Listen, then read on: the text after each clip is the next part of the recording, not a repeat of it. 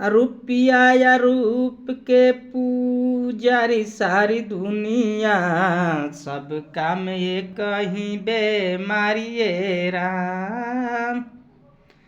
रुपया या रूप के पुजारी सारी दुनिया, सब काम ये कहीं बेमारिये राम। सब काम ये कहीं बेमारिये हरि जी, सब काम ये कहीं बेमारिये राम। खाली हाथ दुनिया में सब केहू आवेला, खाली हाथ दुनिया में सब केहू आवेला। चली जाला हाथ पसारिये राम। खाली हाथ दुनिया में सब केहू आवेला, चली जाल हाथ पसारिये राम। रूप देखी सिया जी के हरले रावण, साधु बेश बनी के भिखारिये राम।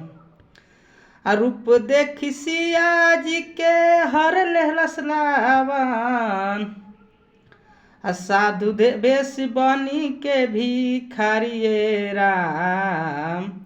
माया के बनाई देहला सोना के मिर्गवा, माया के बनाई देहला सोने के मृगवा। छल से हरे रे परे नारिये राम। रुपया या रूप के पुजारी सारी दुनिया, सब काम ये कहीं बेमारी मेरा। धन देखी दुर्योधन के नाश करबलक, युद्ध भइले भारी भारिये राम।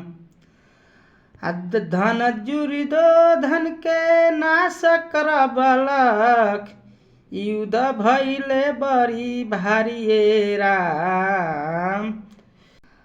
केहू के न चललवा केहू के न रही, केहू के न चली रंगदारिये राम।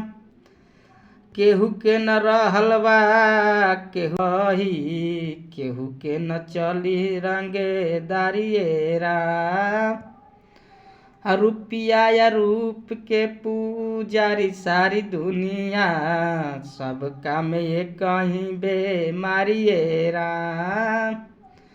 रुपया या रूप के पुजारी सारी दुनिया, सब काम ये कहीं बेमारिये राम।